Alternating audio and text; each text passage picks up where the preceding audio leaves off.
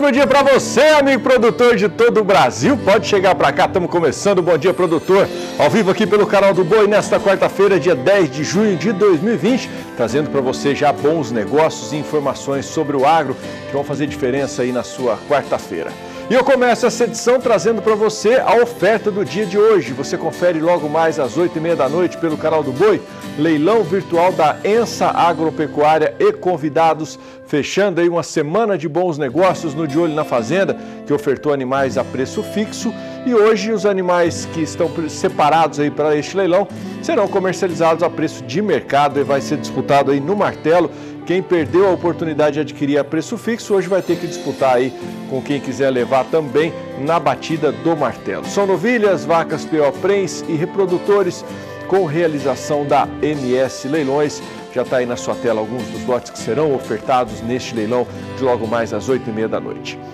Vamos para os outros destaques desta edição do programa. Hoje nós vamos falar como foi o fechamento do mercado do boi gordo do bezerro ontem. E dá uma olhada no que você vai ver também. Conab, Companhia Nacional de Abastecimento, divulga a previsão de safra recorde, 250,5 milhões de toneladas. A colheita do milho segunda safra em Sorriso, na capital nacional do agronegócio, chega a 5,57% da área destinada à cultura, com uma produtividade média de 125,34 sacas por hectare. E nós vamos falar também sobre recuperação judicial no campo. E tem muito mais, é agora no Bom Dia Produtor.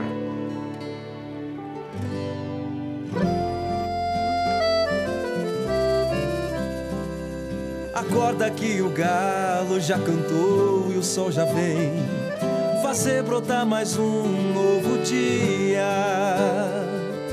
Lenha no fogão, café pra esquentar e a bicharada no quintal. Bota pra molhar, tira leite no curral, arreia o cavalo, tem gado pra campear.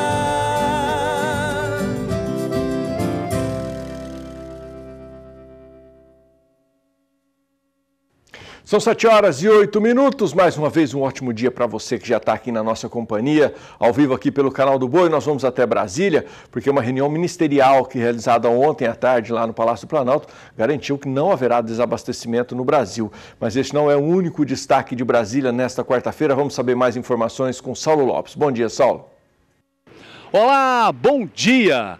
Com a divulgação do 9º levantamento da previsão da safra de grãos 2019-2020, o Brasil fica sabendo que nós vamos escolher aí uma safra recorde de 250,5 milhões de toneladas. Vamos aos destaques. A soja batendo o recorde aí de mais de 120 milhões de toneladas, 120,4 milhões de toneladas do grão. O milho passando de 101 milhões. E o destaque fica por conta da região da Cealba, Sergipe, Alagoas e Bahia, que vai entregar na terceira safra de milho, né, porque tem a primeira e a segunda, na terceira safra, 1.300.000 toneladas de milho, que vai contribuir bastante para os destaques no campo. Lembrando que a ministra Tereza Cristina deu uma entrevista também junto lá do Ministério, na reunião ministerial do governo Jair Bolsonaro, assegurando que o Brasil não apresenta problemas com relação a abastecimento e exportação. O Brasil embarca produtos para mais de 160 países. De Brasília, Saulo Lopes. O mercado do boi gordo teve um dia positivo ontem. Vamos acompanhar a análise da Scott Consultoria, hoje com a participação do analista Lucas Souza. A gente observa que o cenário de entre-safra ganhou força no país com uma oferta restrita de boiada terminada na maior parte das regiões de pecuária monitoradas pela Scott Consultoria. Destacamos aqui o estado de São Paulo, que teve uma valorização de R$1 por arroba na comparação feita dia a dia, ficando a arroba do boi gordo cotada em R$ 203, preço bruto e à vista. No caso do boi jovem, de até 30 meses, destinado ao mercado chinês, há um ágio de até R$10 por arroba. As exportações brasileiras de carne bovina in natura, de acordo com os dados divulgados pela Secretaria de Comércio Exterior, até a primeira semana de maio, a gente teve um recuo na média diária embarcada comparado com o volume embarcado por dia no mês de junho. Na primeira semana de maio, a média embarcada diária foi de 5,47 mil toneladas por dia. Isso representou uma queda de 9% comparado à média do mês de junho. Bom, você vai ver que realmente houve movimentação em todas as praças do país em relação a preços da arroba. Vamos dar aquele tradicional giro que a gente dá todas as manhãs, trazendo o preço do fechamento de ontem para você. Lembrando sempre que são preços para uma boiada comum, à vista e livres de fundo rural. Vamos começar pela região sudeste, trazendo os preços de São Paulo, Minas, Rio de Janeiro e Espírito Santo. Na região sudeste nós tivemos aí alta de R$1 em Barretos e Araçatuba, no interior do estado de São Paulo, e alta também de R$2 em Belo Horizonte e no Triângulo Mineiro, além de uma alta de R$4 no norte de Minas. Vamos para o sul agora. No sul nós tivemos alta de R$3 no Paraná e alta de 10 centavos no quilo pago em Pelotas e também oeste do Rio Grande do Sul. Primeira tela do Centro-Oeste agora traz preços para você de Goiás e Mato Grosso do Sul. Nós tivemos alta de R$3 em Goiânia, alta de R$1 no sul de Goiás e altas de R$2 em Campo Grande, Dourados e Três Lagoas aqui no Mato Grosso do Sul. Segunda tela do Centro-Oeste que destaca Mato Grosso. Nós tivemos alta de R$1 no sudoeste do estado. Vamos agora para o Nordeste. No Nordeste nós tivemos alta de R$2 no sul da Bahia. E o norte, encerrando o nosso giro de preços, a gente traz para você a movimentação. Teve uma alta de R$1 em Redenção, no Pará, alta de R$1 também em Rondônia, alta de R$2 em Paragominas e alta de R$3 no norte do Tocantins. E você acompanha agora como foi o fechamento da cotação do bezerro Nelore ontem, lembrando sempre que a apuração também é da Scott Consultoria.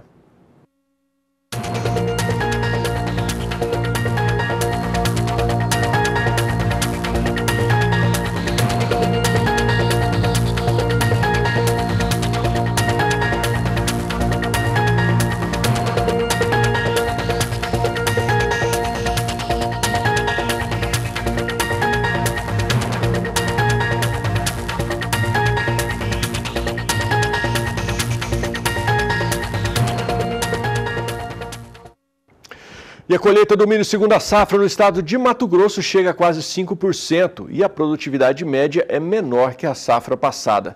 Vamos até lá saber mais informações com o Valdir Pacheco.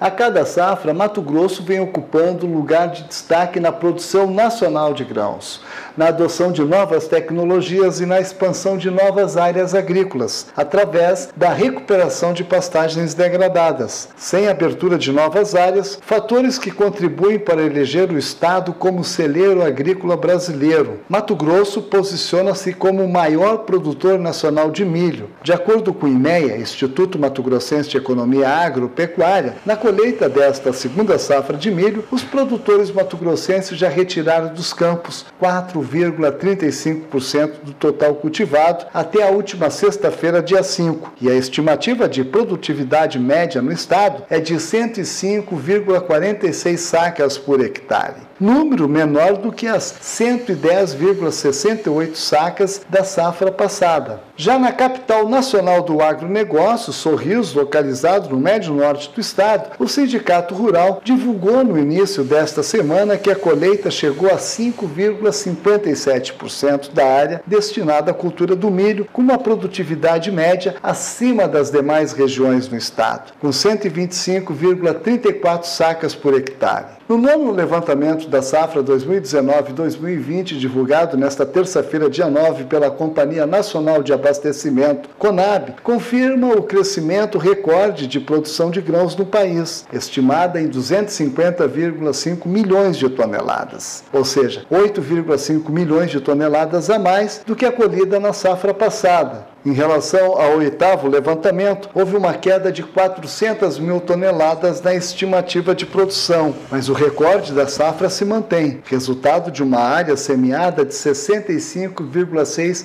milhões de hectares, com crescimento de 2,3 milhões de hectares, o que significa 3,6% sobre a safra 2018-2019. De Sinop, Mato Grosso, Valdir Pacheco. E a Secretaria de Meio Ambiente, Desenvolvimento Econômico, Produção e Agricultura Familiar lançou uma plataforma digital para dar aos agricultores familiares aqui de Mato Grosso do Sul a oportunidade de readequar o modelo de comercialização dos seus produtos diante das mudanças causadas pela pandemia do coronavírus. Quem vai trazer mais informações é o repórter Vinícius Souza. Muitas alternativas para auxiliarem o produtor rural nesse momento de pandemia estão surgindo e a tecnologia está se tornando uma aliada importante em todo esse processo. Aqui no Mato Grosso do Sul foi disponibilizado pelo governo uma plataforma digital com o nome de Manucam. A origem da palavra é tupi-guarani e significa vou trabalhar no campo. Para a gente saber um pouco mais dessa plataforma digital, quem nos recebe, conversa com a gente sobre esse assunto é o Rogério Beretta, que já está aqui do meu lado. Rogério, obrigado pela sua participação. Começo te perguntando como que surgiu a ideia de fazer essa plataforma digital para auxiliar o produtor. Bem, pergunta muito importante porque, na verdade, a ideia surgiu a partir do evento da pandemia, né? Nós tivemos, com a questão do fechamento das cidades, o fechamento de restaurantes e fechamento principalmente das feiras livres, nós começamos a ter um retorno dos produtores rurais de que os canais de comercialização deles tinham ficado mais restritos. E aí a gente começou a procurar alternativas, porque não tendo mais as feiras livres, com os restaurantes fechados, a gente então pensou numa maneira de colocar os produtores rurais em contato com os principais consumidores para eles, que nesse momento seriam os supermercados, os mercados de bairro e os restaurantes.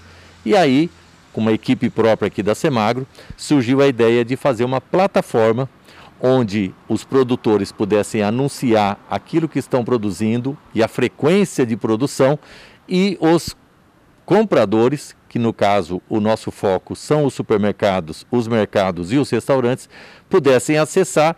E o papel do governo então foi criar essa plataforma para unir as duas pontas, e obviamente que daí eles vão combinar preço, condições de entrega e de pagamento e vão fechar o negócio entre eles. Agora, essa é uma interação só para esse momento de pandemia, ou a gente pode dizer que é uma interação que deve continuar depois que esse período passar?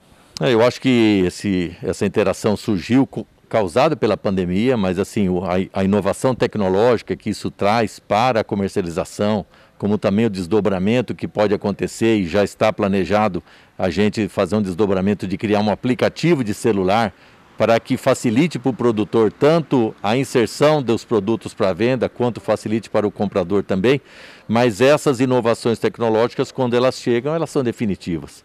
Então a plataforma vai continuar, é um canal de comercialização que está aberto, nós vamos incentivar muito fortemente para que essas negociações aconteçam, e vai ser uma facilidade para ambas as partes. Então a gente acredita que isso vai ter um grande incentivo e vai continuar aí depois da pandemia. Justamente falando sobre esse incentivo, como é que tem sido essa interação entre o produtor e o destino final para que ele vai enviar esse produto, a relação de compra e venda, como que isso tem funcionado?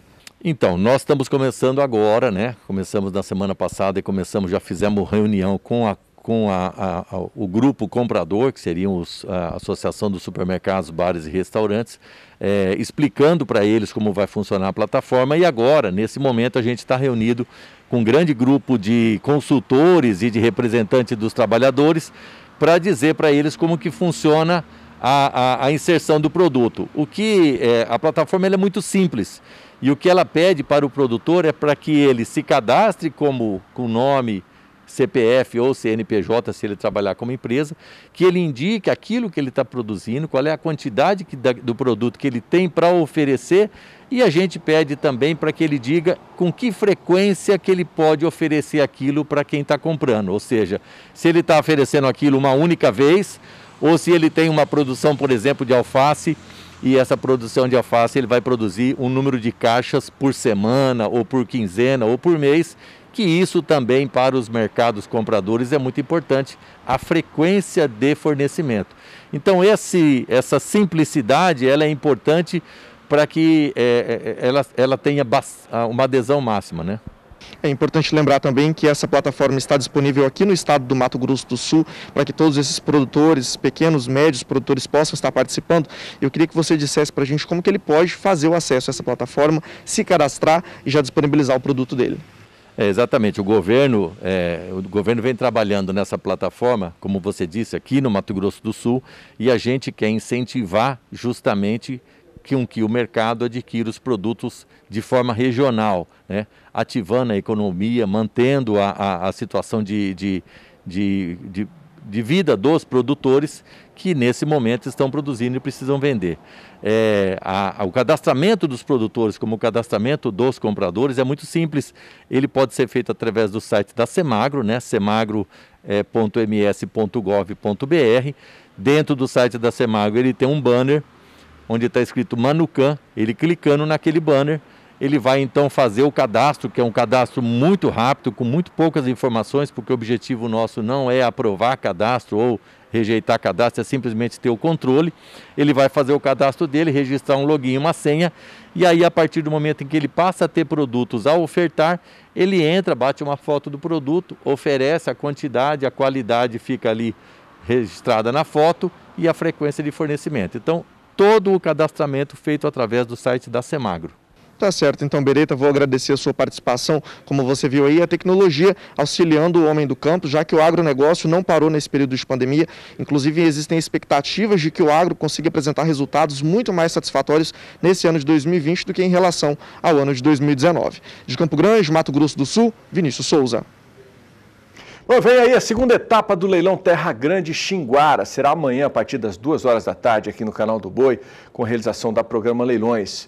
Esse remate vai ofertar ao mercado o melhor da genética do Nelore, que este ano completa 50 anos. E claro, você tem agora a oportunidade de conferir um pouco mais dessa história. Quando se fala em trabalho, sempre ouvimos um tic-tac. Sempre se impõe o tempo. Para alguns, tempo de chegar e sair. Para outros, não ter tempo a perder.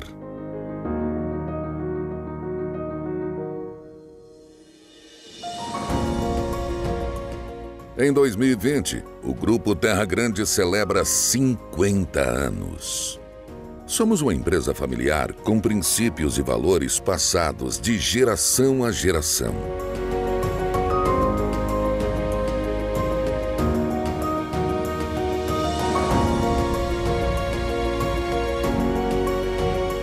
Alcançar 5 décadas de atuação neste país de realidade desafiadora exigiu-nos dias intensos, perseverança, compromisso e, acima de tudo, fé. Acreditar que em uma jornada cheia de desafios, o maior deles é não haver limites para acreditar. Não importa o lugar, a posição ou a situação em que você esteja, é preciso acreditar para construir. É necessário o alicerce forte para se vislumbrar o horizonte. Trabalhar com amor e entender que o nosso grande legado está na esperança que se renova a cada dia, em ser melhor nos próximos 50 anos. Bem-vindos ao nosso futuro. Então tá aí, amanhã, feriadão, você tem essa grande oportunidade de negócio aqui na programação do Canal do Boi. Eu vou para o intervalo comercial, já mandando um abraço aqui para a Luciane e para o Edson Souza, que estão mandando uma mensagem aqui via Facebook, agradecendo o agro que sustenta esse país. Obrigado pela companhia de vocês aí, sem dúvida nenhuma, o agro é a grande mola propulsora do desenvolvimento desse país, um dos tripés mais fortes, da base do tripé da economia que sustenta o Brasil. E você também pode participar, seja pelo Facebook, onde nós estamos ao vivo também, como fizeram aqui a Luciane e o Edson, ou também pelo WhatsApp que está na sua tela, já vai entrar aí, ó, 998631001, seu canal direto de participação com a gente aqui. Lembrando que nós estamos ao vivo também pelo nosso portal sba1.com e pelo aplicativo SBA Play. E são 7 horas e 25 minutos, eu vou para o intervalo, lembrando você que hoje, às 8h30 da noite, aqui pelo Canal do Boi, você vai conferir o leilão virtual da ENSA Agropecuária e convidados. Uma oferta de novilhas, vacas PO Prens e reprodutores que conta com a realização da MS Leilões Rurais.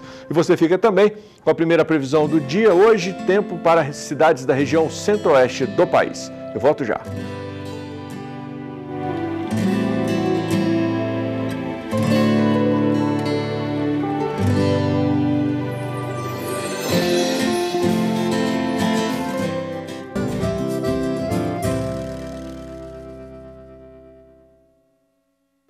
Sete horas e 27 minutos, estamos de volta e o assunto por aqui agora é recuperação judicial no campo. As mudanças na legislação brasileira sobre a garantia de recebimento de empréstimos por entidades privadas têm impacto direto no ambiente de crédito rural.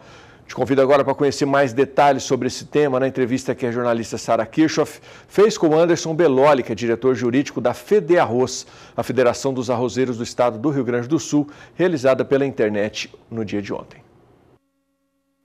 Anderson Beloli, diretor jurídico da FEDEARROZ, fala conosco pela internet de Porto Alegre, Rio Grande do Sul. E Anderson, eu vou começar te perguntando sobre uma expectativa que havia em torno da questão dos pedidos de recuperação judicial. Uma boa parte do setor do agro acreditava que haveria uma enxurrada nos números de pedidos de recuperação judicial em função da pandemia e dos impactos aí do isolamento social e do coronavírus no Brasil, especialmente quando a gente fala dos pequenos produtores.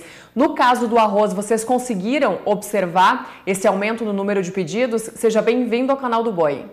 Sara, a verdade é que, por inúmeras razões, ao setor do arroz, nesse momento nós não estamos verificando qualquer aumento ou sinalização dos produtores no sentido de ingresso de processos de recuperação judicial. Por uma razão muito simples, tá? E é um conjunto, na verdade, de razões que nos levam a acreditar que isso não vai acontecer.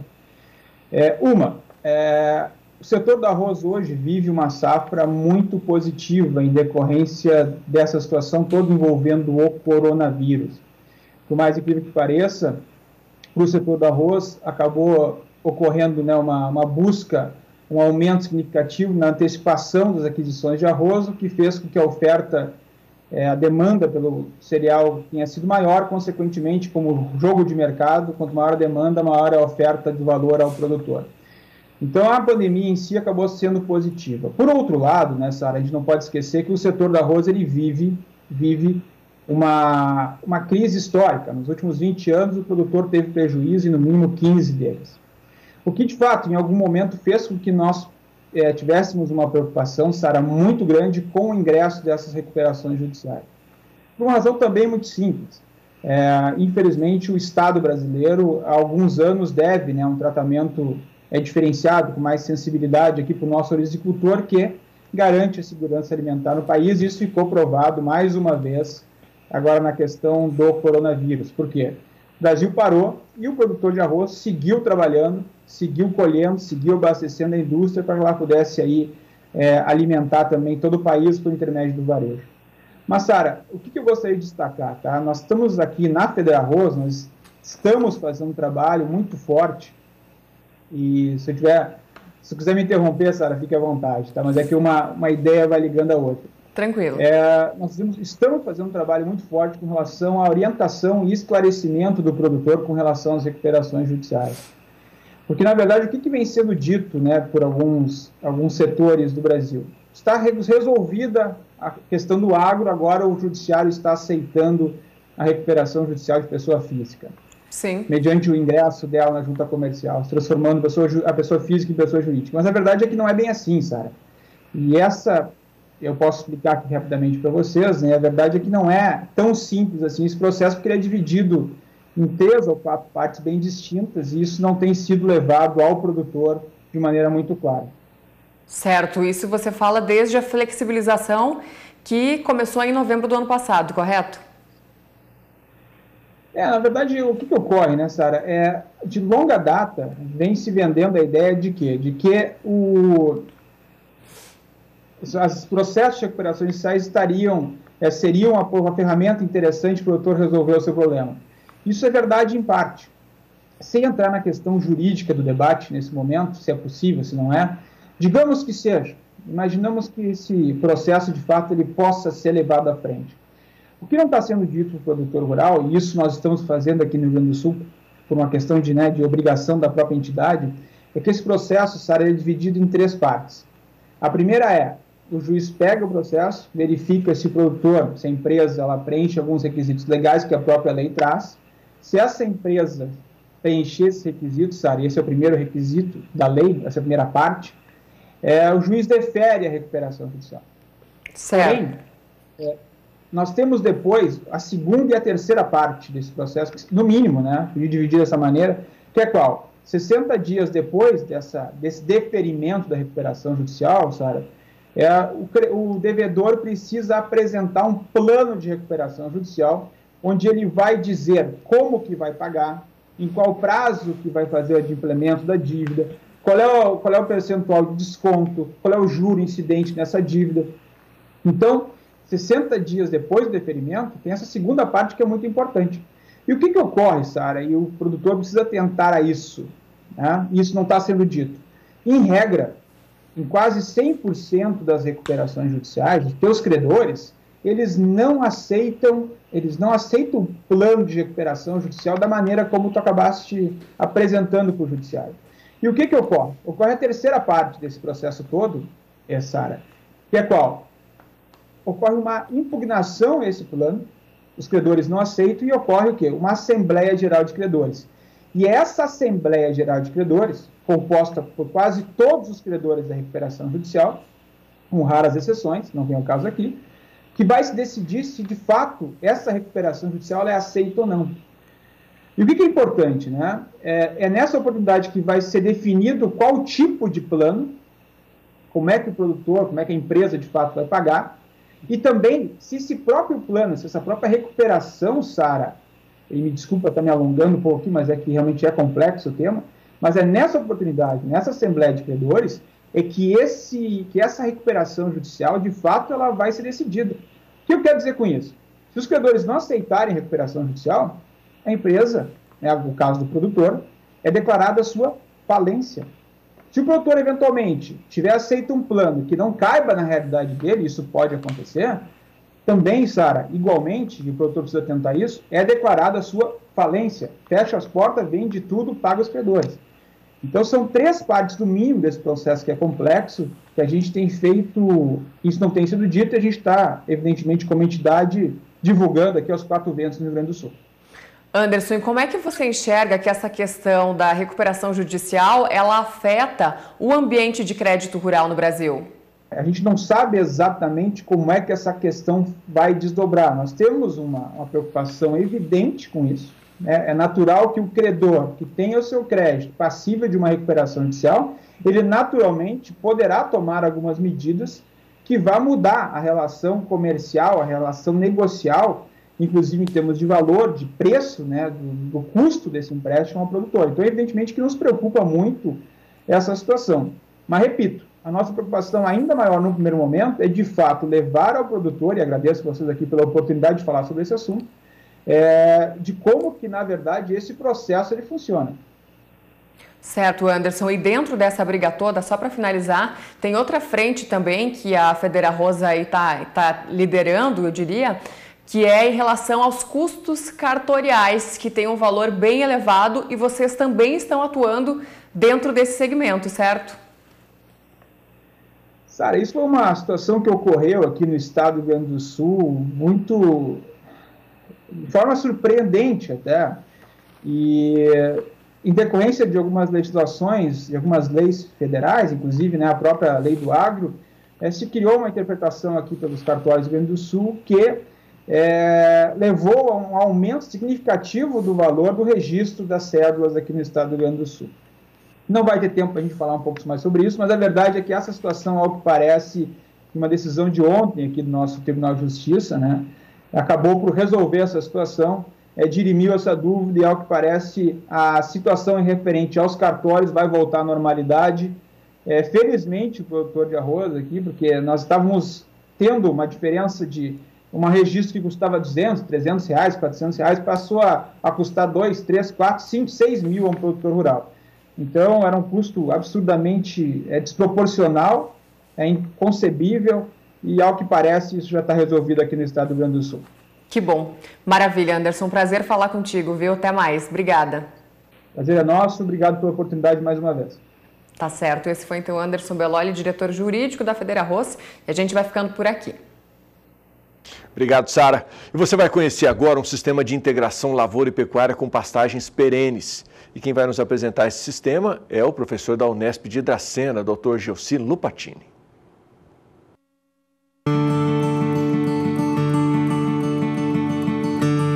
Olá, sou o professor Gelsi Lupatini da Unesp Dracena.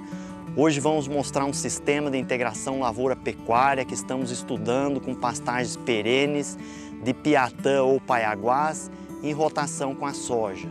Este trabalho está sendo desenvolvido aqui na Fazenda Voaltino, em parceria entre o Grupo Facholi, a FEPISA e a Unesp.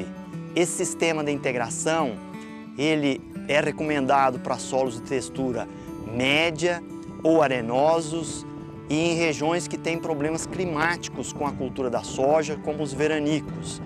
Também é um sistema que tem um potencial grande de uso para a recuperação dos solos e pastagem degradada. Nessa área, nós cultivamos na safra 2015-2016 a soja.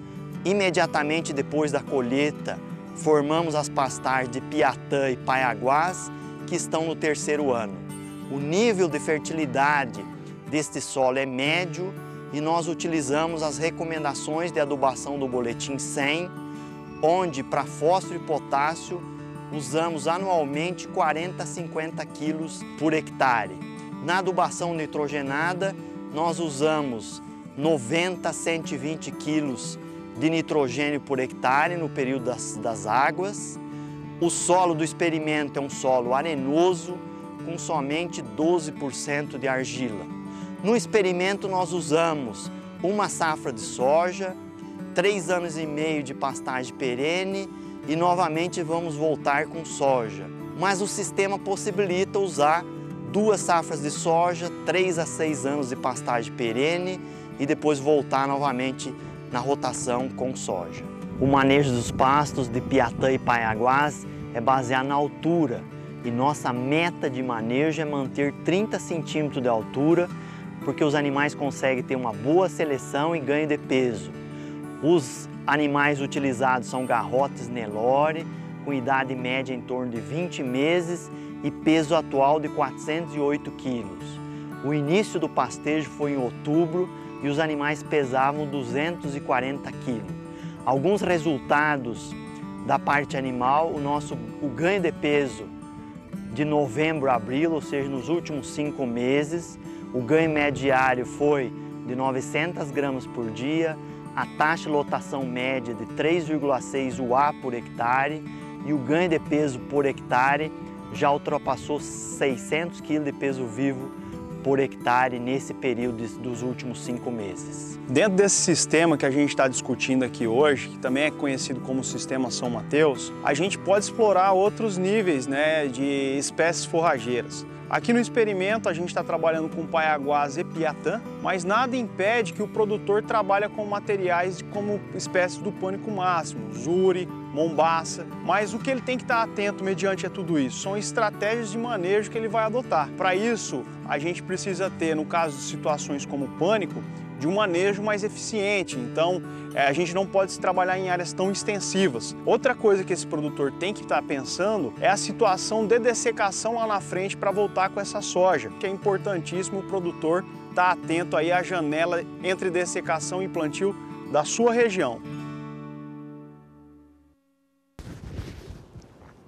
Bom, manter a qualidade nutricional do rebanho é garantia que o resultado final do seu animal será satisfatório. Mas para que isso aconteça é importante estar atento à qualidade do alimento que você está entregando para o seu gado. E quem vai nos trazer informações importantes sobre este assunto é o repórter Vinícius Souza. Estamos no norte do Mato Grosso do Sul, município de Camapuã. E na zona rural, o nosso destino é a Fazenda Alegre. São mais de 20 anos de história com investimento aplicado na pecuária de corte. É de propriedade do Jefferson Eugênio Pinesso e da Steph Lima Pinesso. E a gente vem sempre melhorando, adubando pasto, como o pessoal é de agricultura, então tem uma visão de adubar pasto, entendeu? É uma fazenda hoje que tem 1.100 hectares de pasto e nas águas a gente tem que trabalhar no mínimo com notações de 7.000 bois e 8.000 bois. O foco da propriedade está na recria e engorda dos animais. O trabalho diário mostra a potência do campo em garantir que o alimento vai chegar ao consumidor final com qualidade. Nós botamos como meta comprar um animal em agosto, setembro, em torno de 7 arrobas e meia, 8 arrobas. E esse animal até maio tem que virar um animal de 13 arrobas. E com mais 90 dias, um animal de 20 arrobas. Ou seja, produzir 12 arrobas em menos de um ano a pasto. E para garantir o sucesso de todo esse rebanho, a tecnologia se tornou uma grande aliada. A Addames Nutrição desenvolveu uma planilha para o pecuarista fazer o controle nutricional bem de perto. Alinhado com toda essa tecnologia que a fazenda vem investindo em parte de adubação, de suplementação, a gente do corpo técnico da Addames desenvolveu uma planilha para facilitar a vida no escritório, onde todo dia o Leandro inclui os dados de alimentação do gado, o que foi fornecido no coxo, para que diariamente a gente possa analisar como está o consumo dos animais e poder tomar decisões precisas, sem passar muito tempo e chegar só lá no final para saber o que realmente aconteceu. E no final de tudo isso, a gente consegue compilar esses dados e fazer o fechamento, tanto do pasto como do confinamento, e ter dados zootécnicos e financeiros em mãos. A planilha tem como principal objetivo deixar orientação ao produtor sobre os investimentos do próximo ano e garantir que a alimentação será de qualidade. Dados divulgados pela Embrapa apontam que boa parte das pastagens no Brasil estão em algum estágio de degradação, e isso compromete o desempenho do rebanho. É justamente aí que se tem a importância da suplementação nutricional. A gente tem uma meta muito grande aqui nessa fazenda, que é de ganhar 12 arrobas aí em um ano. E para a gente conseguir chegar nisso, a gente não pode depender só do pasto, a gente tem que colocar o que falta no pasto no coxo do animal.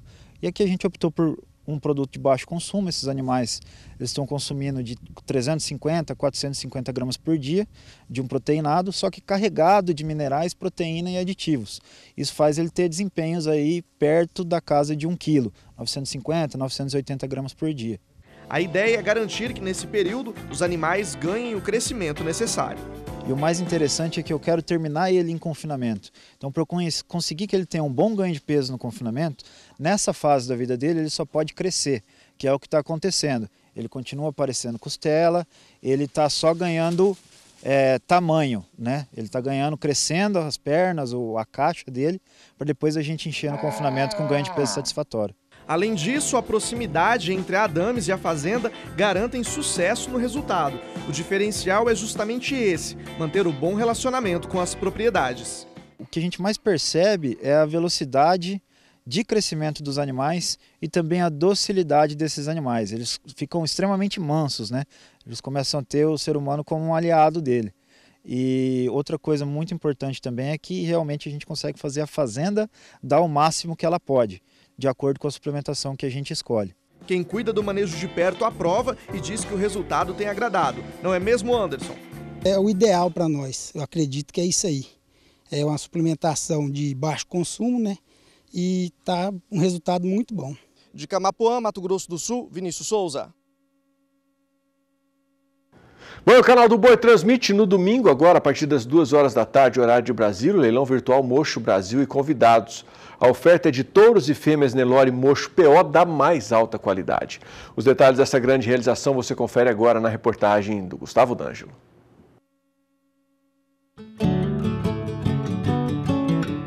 A parceria entre 3 dos mais tradicionais criadores de Nelore Mocho do país deu origem a um grupo que vem fazendo história na pecuária nacional.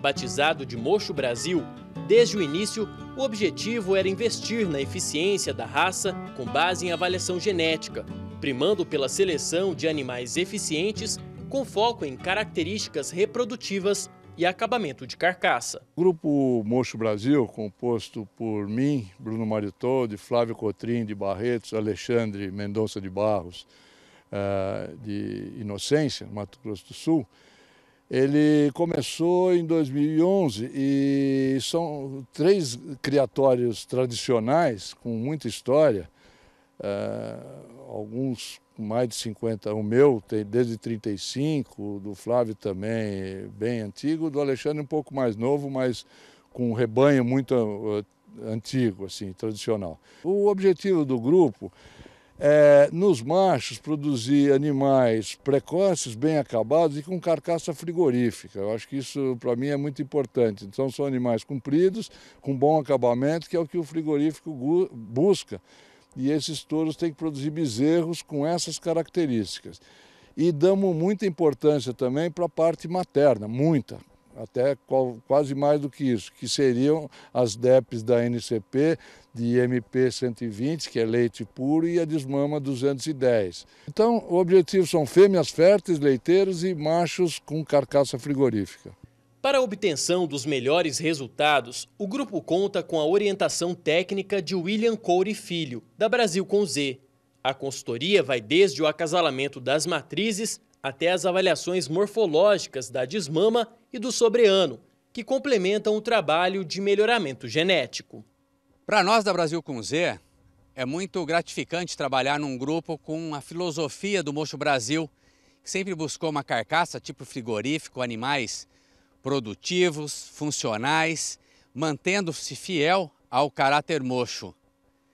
No grupo nós realizamos as avaliações intra-rebanho, buscando a morfologia produtiva e funcional, sem abrir mão de estrutura e caracterização racial e buscando não só os maiores índices genéticos, mas principalmente um equilíbrio nas réguas de DEPs.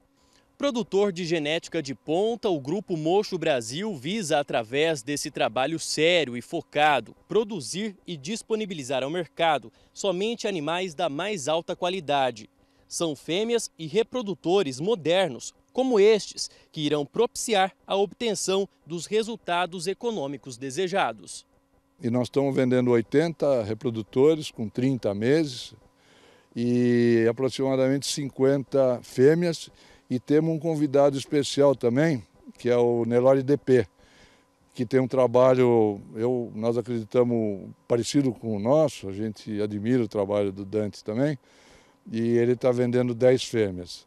E nós estamos vendendo o BMT, que é muito difícil vender fêmea, estou vendendo umas 15 fêmeas boas, o Flávio também tirou na cabeceira, inclusive doadora, o Alexandre não quis vender as fêmeas. Então nós temos umas 50 fêmeas e temos 80 reprodutores dessa era, essa era ela é favorável porque o animal chega trabalhando, né? Com certeza, o cliente que adquirir a mercadoria Mocho Brasil vai ter excelentes resultados. Toda essa qualidade mencionada estará disponível no próximo grande evento do Grupo Mocho Brasil, que está sendo cuidadosamente organizado pela equipe da Central Leilões. Então, Gustavo, no dia 14 de junho, logo após o almoço, 14 horas, estaremos com o leilão Mocho Brasil 2020. Uma oferta espetacular, 80 touros, 50 matrizes, selecionadas por esse grupo que tem um foco muito definido em buscar animais produtores de carne com eficiência, tá? Contamos com a audiência de vocês vão poder pagar em 30 parcelas, o frete vai ser grátis, então participe com a gente que vale muito a pena, tá bom? Até lá!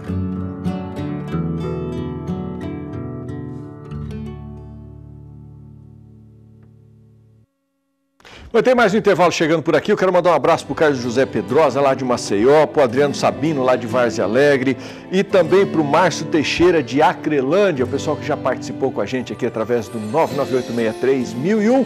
E se você não participou ainda, dá tempo, viu, meu amigo? Você tem a oportunidade de dar o seu pitaco aqui na programação, mandar o seu recado aqui no canal do Boi. Não perca essa oportunidade não, pega o seu WhatsApp aí, ó, e mande a sua mensagem, 99863-1001. Se quiser participar lá no Facebook também, vai até a página do canal do Boi lá no Facebook e manda o seu recado também. Daqui a pouco eu vou abrir o Facebook aqui para mandar os abraços para o pessoal que já está participando por lá também. Bom, vou lembrar você que hoje, a partir das 8h30 da noite, pelo canal do Boi, você vai conferir o leilão virtual da Ensa Agropecuária e Convidados, que vai ofertar novilhas, vacas P.O.Prens e também reprodutores com realização da MS Leilões Rurais. São 7h51, você fica agora com a previsão do tempo para algumas cidades das regiões sul e sudeste do país e eu volto em 2 minutos.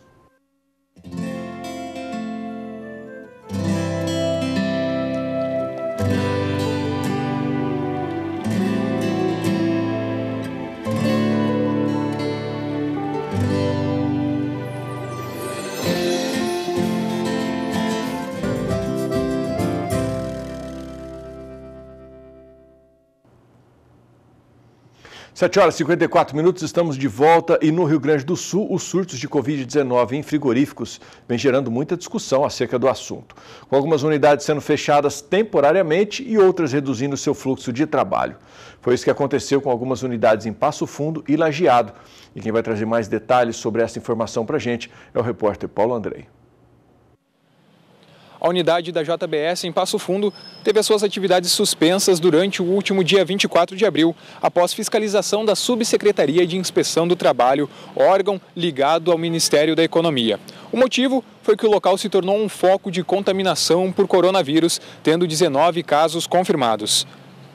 A unidade estava com o retorno previsto para o sábado, dia 9, porém, a Prefeitura entrou com um recurso e pediu a interdição do local pelos próximos 15 dias, valendo desde o último dia 7 de maio. A medida é fundamentada no entendimento da Vigilância em Saúde do município de que foram desrespeitadas regras sanitárias e epidemiológicas e que pode colocar em risco a saúde de todo o município. Ainda no entendimento da vigilância, a empresa deveria providenciar o acompanhamento dos funcionários que estavam afastados, porém, isso não teria acontecido. Junto a isso, o Ministério Público do Trabalho também abriu inquérito devido à facilidade de contaminação por parte dos funcionários devido à baixa temperatura e o local fechado. Existe também a informação de que todas as mortes relacionadas à Covid-19 que aconteceram em Passo Fundo são de familiares ou pessoas que tiveram contato próximo com funcionários da JBS. A empresa refuta os argumentos presentes. Em nota, a empresa tem adotado todas as medidas de prevenção necessárias para a proteção e segurança de seus colaboradores e tomará todas as medidas cabíveis para reverter essa decisão. O Tribunal de Justiça do Rio Grande do Sul determinou na manhã da sexta-feira, dia 8, a paralisação integral de toda a atividade no frigorífico BRF, também em Lajeado. A medida vale pelo período de 15 dias e é devido ao número de casos de coronavírus na cidade. A BRF informou em nota que irá recorrer. A companhia vê com extrema preocupação esta decisão, uma vez que está cumprindo todas as medidas protetivas. No município de Marau, a BRF decidiu afastar os funcionários com mais de 60 anos e também as gestantes. Medida essa que foi adotada em todas as unidades da empresa no país. E falando sobre esse mesmo assunto, mas em outro ponto do estado, o Tribunal de Justiça do Rio Grande do Sul determinou durante o final da tarde da última quinta-feira, dia 7, a suspensão de 50% do funcionamento do frigorífico da Minuano, localizado em Lajeado. Em conclusão, foi apontado que a empresa Minuano realizou diversas atividades com o intuito de não disseminar o vírus dentro da sua unidade. Porém, ainda são encontradas algumas falhas. Eles devem obedecer às ordens do decreto até 48 horas após a expedição do mesmo. A gente entrou em contato com a empresa para tentar obter algum posicionamento, porém, eles optaram por não se manifestar até o momento. A gente traz mais informações ao longo da semana. De Cruz Alta, no Rio Grande do Sul, Paulo André. Bom, eu te convido agora para conhecer a tecnologia da Keep International, uma empresa que investe pesado para que você possa ter sempre produtos aí que ajudam você a desenvolver, proporcionar para os seus negócios desempenho, rendimento e qualidade. Vale a pena você ficar ligado aí, né, nos benefícios que essa tecnologia desenvolve para o seu negócio. Dá uma olhada aí.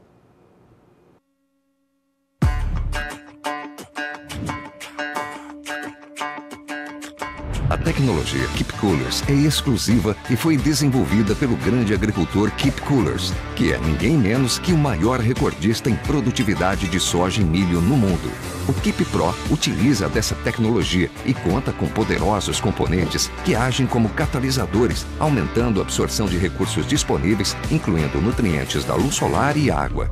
Acelerando e intensificando a fotossíntese, os componentes concedem força e robustez às plantas, multiplicando a produção e explorando 100% de cada plantio. Essa incrível tecnologia deve sempre ser usada para otimizar outras aplicações. Com apenas 100 ml por hectare, o Keep Pro deve ser aplicado de 3 a 5 vezes, junto a outras aplicações como herbicida, inseticida, fungicida ou adubo foliar, por exemplo. A primeira aplicação deve ser no início do vegetativo, junto com a primeira entrada na lavoura. As próximas deverão seguir as demais aplicações até o meio do reprodutivo. O Keep Pro é composto com anti-espumante, reduzindo a espuma a zero. Também possui o antideriva, que age na pulverização, quebrando a tensão superficial das gotas, espalhando e aderindo com maior aproveitamento, além de reduzir a evaporação. A nossa missão é fazer com que o agricultor tenha excelentes resultados, diminuindo o desperdício, aumentando sua produtividade, multiplicando seus lucros e quebrando seus próprios recordes. O futuro da produtividade começa com o Keep Pro. Distribuidor exclusivo Keep International, uma parceria de campeões para produtores. Oi, presta atenção nesse recado para você que é produtor rural, está se antecipando e realizando suas cotações e suas programações para a safra 2020 e 2021. A Kip preparou condições e preços muito especiais para você sair na frente. Adriano, como que eu aproveito essas condições especiais? Está aqui o 16-3761-0262, que é o telefone do call center. Você pode entrar em contato por esse telefone ou por esse e-mail que está aí na sua tela agora, vendas@kippro.com.br.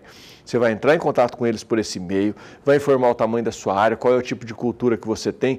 Lembrando que os produtos da Kip servem para todos os tipos de cultura, tá?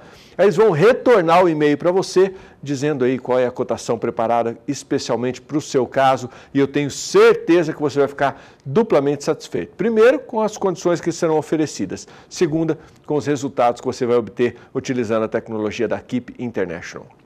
Quer conhecer mais? Dê um pulinho lá no Facebook da Kip também, que tem muita coisa boa esperando por você. Está aí na tela já o endereço. Bom, e hoje nós vamos conhecer uma empresa brasileira que desenvolveu um equipamento chamado de estação edafoclimática, que mede, quantifica e interpreta os dados coletados na lavoura.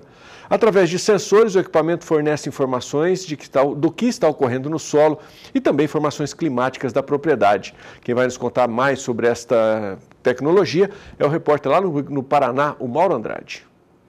Hoje nós vamos falar de tecnologia. Eu estou aqui com uma estação edafoclimática que ajuda o produtor a conhecer as informações climáticas e também as informações de solo da sua propriedade. Esse equipamento foi desenvolvido por Ricardo Sodré, é uma tecnologia nacional. Acompanhe a conversa que eu tive com o Ricardo.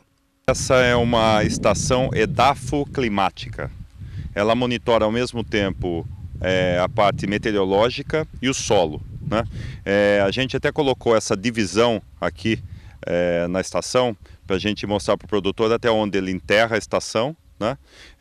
Você pode olhar essa divisão aqui da estação, né? Então a estação fica 50 centímetros dentro do solo, né? E 1,25 m acima do solo, né? Ela foi desenvolvida aqui pela Field Pro, né? É a empresa que eu fundei faz 2 anos e meio, tecnologia nacional, né? Entendendo os anseios do produtor brasileiro. Ela monitora na parte climática a temperatura, a umidade, a luminosidade, o UV, a chuva e o vento, né? E na parte do solo, ela monitora a umidade, a temperatura, a condutividade elétrica e a salinidade do solo. E manda dados a cada 60 segundos para celulares e computadores dos produtores. Quantos sensores ela tem? Ela tem ao todo no corpo 17 sensores. Ela tem sensores a 1,20 m, aqui na cabeça, ela tem sensores a 30 centímetros acima do solo. Ela tem sensores a 10 centímetros abaixo do solo, a 20 centímetros abaixo do solo e a 40 centímetros abaixo do solo. Com isso, nós conseguimos monitorar também a penetração da raiz, o encharcamento do solo, a capacidade de campo e o risco de pragas e doenças, porque nós monitoramos aqui o molhamento foliar aqui a 30 centímetros acima do solo. Nós desenvolvemos esse equipamento entendendo os anseios do produtor. Então ele ficou em testes mais de 9 meses no campo, né? E ele foi ajustado por mais de 7 vezes, né? Até chegar no produto final que vocês estão vendo. Ele ajuda o produtor porque ele manda dados climatológicos a cada hora. Então o produtor vai saber quanto ele teve de chuva na micro-região dele, quanto ele tem de evapotranspiração, como é que está a umidade, como está a temperatura, tudo isso para ajudar ele no manejo. Também, ao mesmo tempo, ele vai ter a informação do solo. Então ele vai saber a umidade do solo, ele vai saber onde tem um encharcamento ali no solo. Então ele vai ter, ao mesmo tempo, o entendimento da parte climática para o manejo e da parte do solo. E o que acontece nos dois pontos, né? A gente conseguiu colocar tudo num produto só. Então a gente entende a chuva e entende a umidade que está no solo depois da chuva. A gente entende a temperatura do ar e a gente entende a temperatura do solo. Então a gente entende o estresse hídrico que isso pode estar causando na lavoura. Então, quer dizer, com esse produto, o produtor ele vai ter um manejo mais eficiente, ao mesmo tempo ele vai conseguir economizar ou usar insumo de uma maneira otimizada.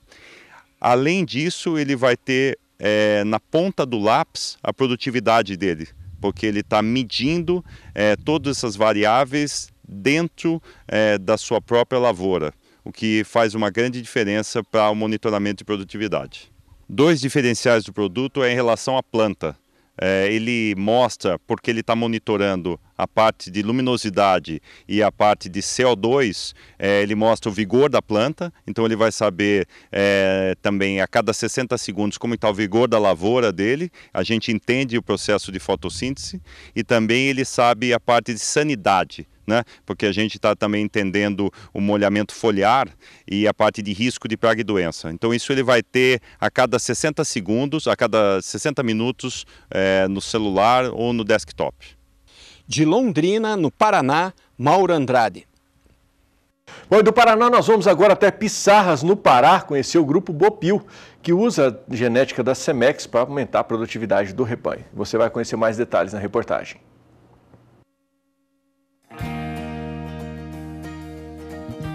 $10.000 vacas, 3 fazendas, 15.000 inseminações artificiais por ano. Esse é o atual cenário do Grupo Bopil.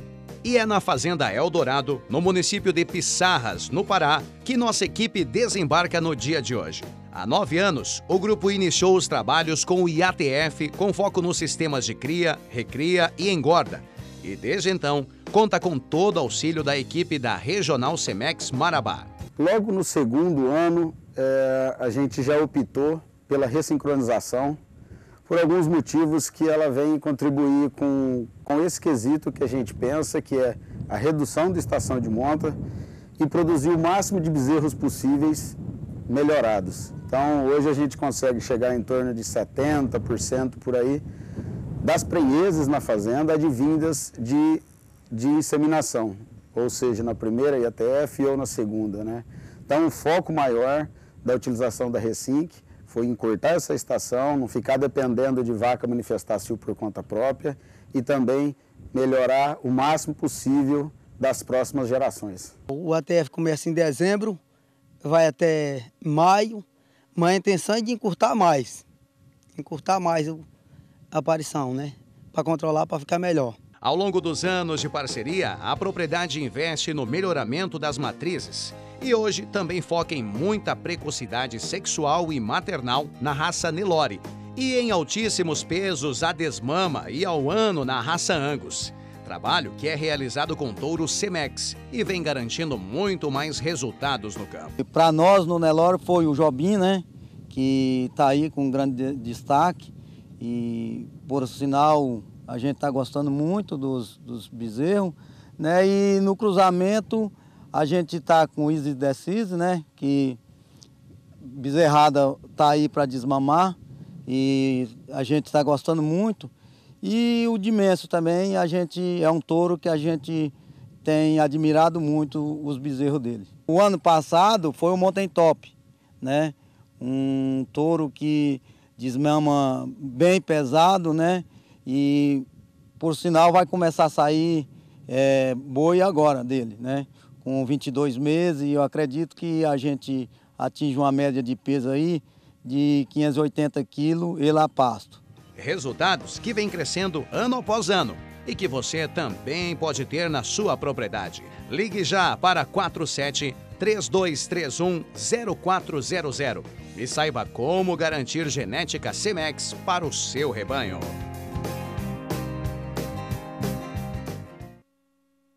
E a Embrapa Gado de Corte está realizando testes do novo coronavírus no laboratório multiusuário de biossegurança para a pecuária, o Biopec.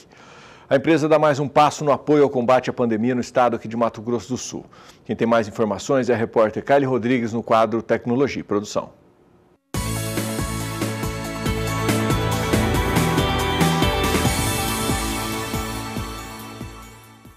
O laboratório possui áreas de biossegurança nível 1, 2 e 3. Nelas são realizadas atividades que envolvem patógenos de alto risco biológico para a cadeia da pecuária, causadores de doenças como salmonelose, brucelose, tuberculose e doenças entero-hemorrágicas. A Embrapa Gado de Corte foi a primeira unidade a se prontificar e a realizar testes do Covid-19. Está recebendo materiais dos pacientes que foram coletados na macro-região de saúde de Corumbá, pelo sistema drive-thru. Está chegando 20 amostras por dia. Eles têm coletado 20 amostras no drive-thru, mas tem aberto também a unidade Sentinela para coletar amostras de menores de 12 anos e também de pessoas que não têm carro. Então, o máximo de amostras será 25 amostras por dia. O objetivo é unir esforços com o Ministério da Saúde no combate à pandemia. A chefe adjunta de pesquisa e desenvolvimento da unidade menciona que as parcerias, assim como o corpo técnico de profissionais capacitados, têm permitido a realização dos testes.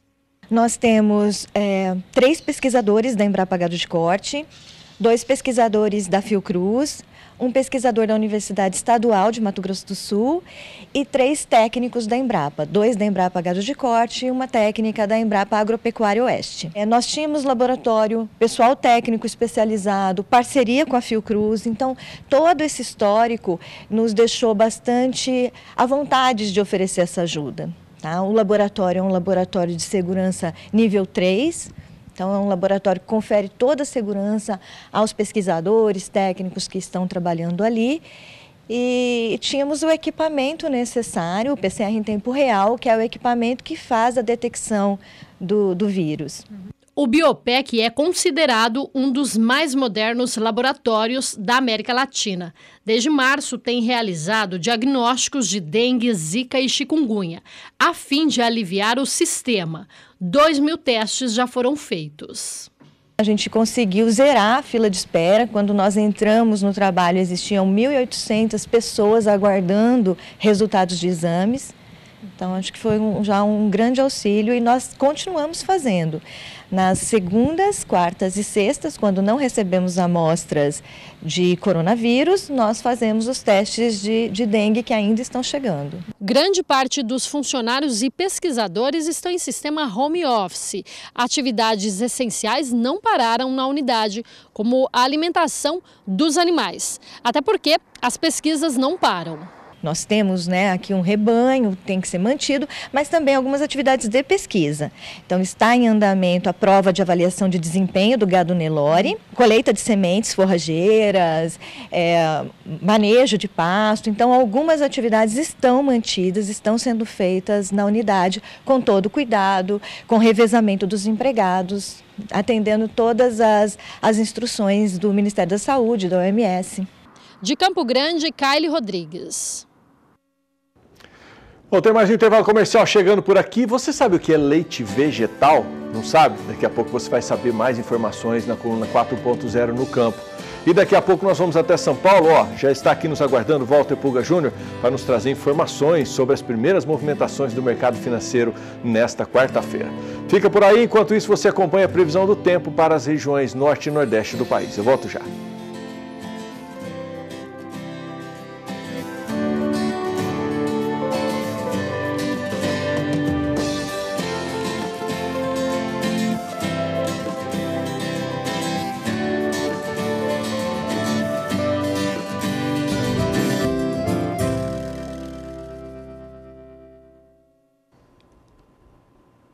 Oito horas, 15 minutos, estamos de volta e eu fiz uma pergunta para você antes do intervalo que eu vou querer saber se você sabe o que é leite vegetal.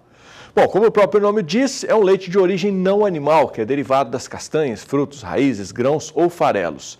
É usado como substituto do leite comum por ser livre de lactose, sendo ideal para aquelas pessoas que sofrem de alergia ou intolerância a essa substância. Leite vegetal, esse é o tema de Otaciano Neto na coluna 4.0 no campo de hoje.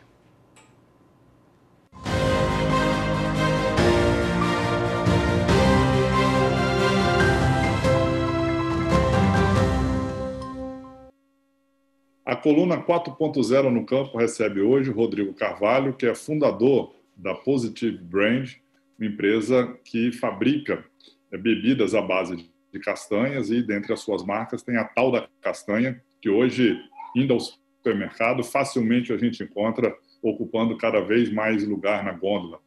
O mercado de leite de proteína animal cresceu 2% no ano passado. O mercado de leite vegetal cresceu 78%. Rodrigo, obrigado por sua presença aqui e queria que você contasse um pouquinho como você pensou nessa inovação, nesse produto novo na empresa, sendo super diferente aí no mercado. Obrigado. Obrigado, Daziano. É um prazer estar aqui com vocês. E vou contar um pouquinho aí da nossa breve história, né? A empresa ela tem 5 anos aproximadamente de existência, a marca Tal da Castanha, mas a gente vem de longas datas no setor. Na busca por diversificação, por trazer maior valor agregado ao negócio, uma visita aos Estados Unidos, a gente notou um avanço muito grande do leite de amêndoas lá nos Estados Unidos, né, que lá chama almond milk.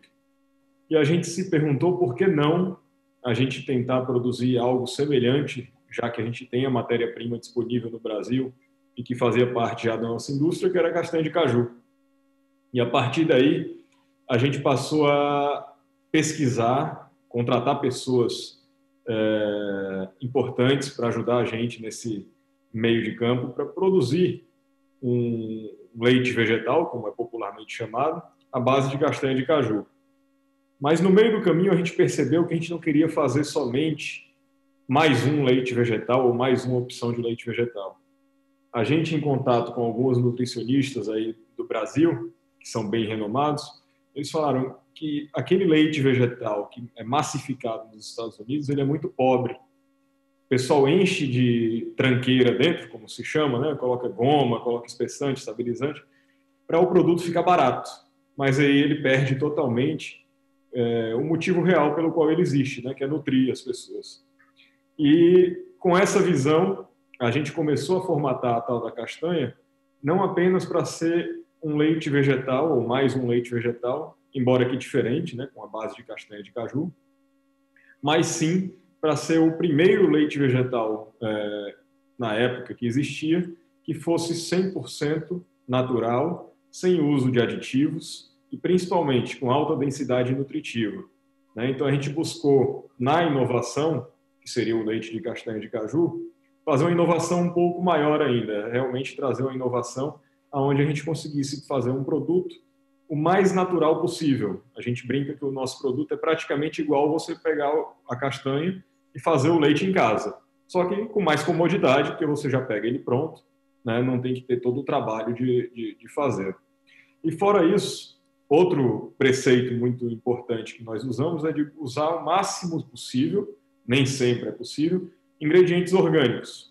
A partir daí, a gente lançou, após um ano e meio de teste e teste de produção, a gente lançou o primeiro leite vegetal, a primeira bebida vegetal nossa, da Tal da Castanha, mais ou menos 5 anos atrás, mas ainda como um teste, né, para ver a aceitação de mercado, para ver como que ela se sairia. E a gente teve uma surpresa e um impacto muito positivo. Obrigado, viu? E parabéns pela inovação no produto e pela responsabilidade social de vocês junto aos produtores rurais aí do Nordeste. Obrigado pela presença. Obrigado a você e parabéns aí pelo trabalho.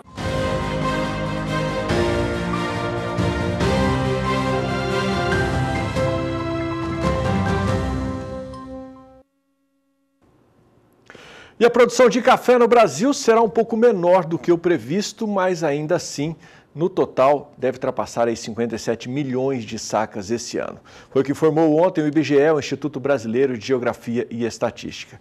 E nós vamos agora até São Paulo, vamos conversar com o Walter Puga Júnior. Por que essa produção vai ser menor este ano? Puga, bom dia. Bom dia a você, bom dia a todos. Bom, segundo o IBGE, né, nós teremos uma queda na produção de café no Espírito Santo, que vai alterar a produção total de café no Brasil. Bom, o IBGE reduziu sua projeção de safra para café este ano. Nós deveremos produzir, no estado elaborado pelo IBGE, 57 milhões e 300 mil sacas, ou seja, é um levantamento que indica uma baixa de 0,70% na produção estimada no mês anterior, né? Já foi feita ontem, né? Agora, tudo isso ocorre mesmo por conta de safra menor no Espírito Santo. A safra no Brasil, no entanto, total, vai crescer. Cresce 14,7%, ou seja, quase 15% de aumento, principalmente porque no ano passado nós tivemos aquele período de penalidade do café e a nossa produção no arábica foi menor. Então, agora temos aí uma recuperação na produção. Segundo o IBGE, né, esse crescimento de quase 15% este ano sobre 2019 é resultado de um aumento na produção de café arábica. Aliás, o Brasil produz, né, 42 milhões e meio de sacas de café arábica, né? Isso significa, no levantamento do IBGE, uma alta de 1.000%, já no que era previsto, como que era previsto no mês passado, e uma alta de 23% na produção de arábica quando comparado com o ano passado, né? Agora, destaque de novo para Minas Gerais, né, Miguel? O que ocorre é que Minas Gerais responde por 74% da produção brasileira de café. A café arábica vai produzir aí 31 milhões e meio de sacas, né? Ou seja, aumentou a produção em Minas Gerais em mais de 27%, quase 27,5% de alta.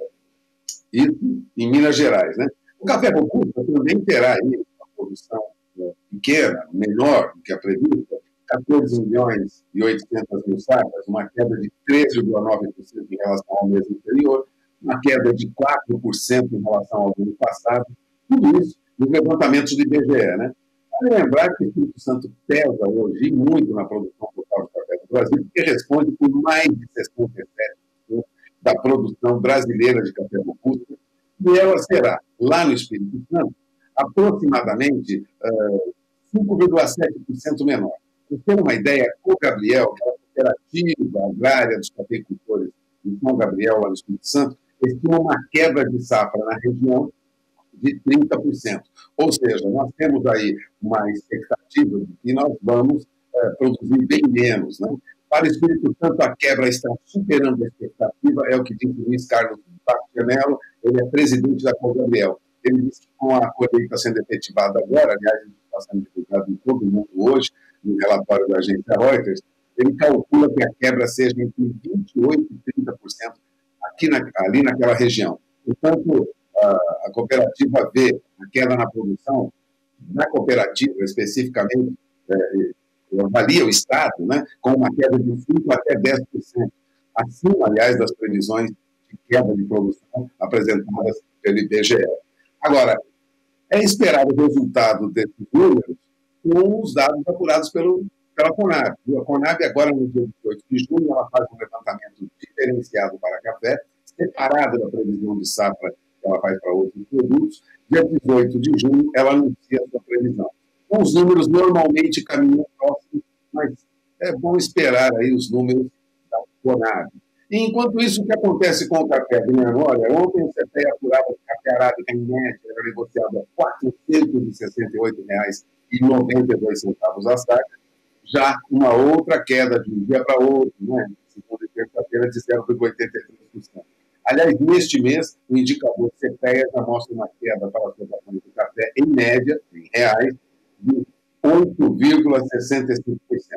Para o café robusta, em média, os preços apurados no Espírito Santo, R$ 333,35 a saca para o robusta. Queda também entre segunda-feira e ontem de 0,5% na média dos preços apurados pelo CPEA, e neste mês o robusta já perde 3,33%.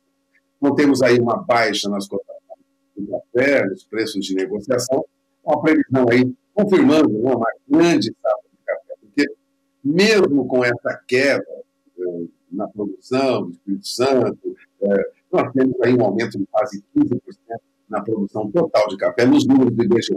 Há consultorias que indicam que a nossa produção passará de 60 milhões de sacas, são consultorias privadas, mas os números oficiais apurados pelo governo, através do IBGE, o governo trabalha com esses números, um crescimento de quase 15% na produção de café, vou repetir, mais de 57 milhões de sacas. Adriano? Um pouquinho de mercado agora, porque ontem o dólar voltou a subir e a bolsa a cair. Quais são as expectativas para esta quarta-feira? Bom, alguma oscilação sempre ocorre no mercado, não é surpresa para ninguém, mas ontem subiu para R$ 4,88 mais 65, subiu 0,69%. O dólar negociado a futuro, e daí nós podemos para o mês próximo agora, igual para julho, subia 1,41%, já a 4,89 mais 60. Né?